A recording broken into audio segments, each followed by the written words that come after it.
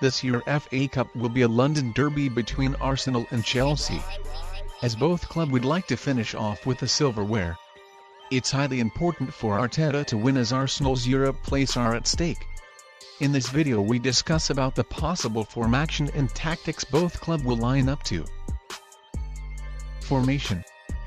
Chelsea opted to go for a back three against their last three opponents, whereas Arsenal played a 4-2-3-1 their last match and a back 3 their previous two matches. So let's look at the tactics and how likely these teams are to be set up.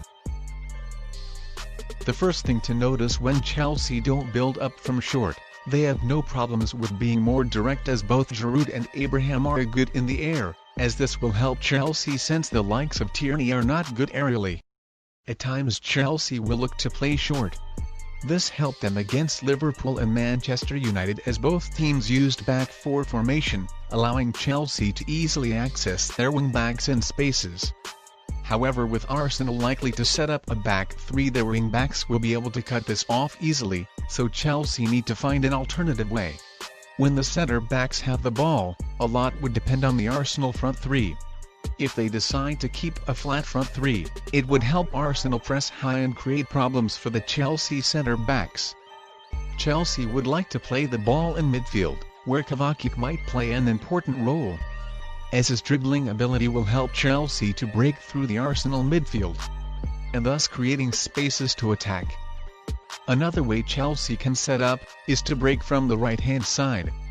This is applicable if Aubameyang starts off as left wing, as he often tends to stay high up the pitch for possible counter. This would create space and will allow the likes of James and Willian to move forward, thus creating a 2v2 situation. Alternatively, this would mean Chelsea are vulnerable to counter-attacks, with Lacazette dropping deep, and Aubameyang using his pace to move forward. Now let's see how Arsenal are likely to set up on the ball. Arsenal are most likely to go for a back three. They are most probably will like to play from the back, as they don't have a target man as good as Chelsea, so going long may not be a good option. So they need to use the centre more often. Just like Chelsea, Arsenal's success against Manchester City was purely driven due to having a spare man in the wide regions, which resulted in their build-up to the first goal. Just as they did against City, they could utilize the right-hand side and overload it, dragging Chelsea players across, allowing spaces to the left, where Tierney and Saka can provide attacking threats. Let's look at the possible key players from the match. For Chelsea, the key players could Kovacic, whose progressive dribbles can break into Arsenal midfield and make it wide open, and Giroud, whose aerial strength and ability can cause panic in Arsenal defense.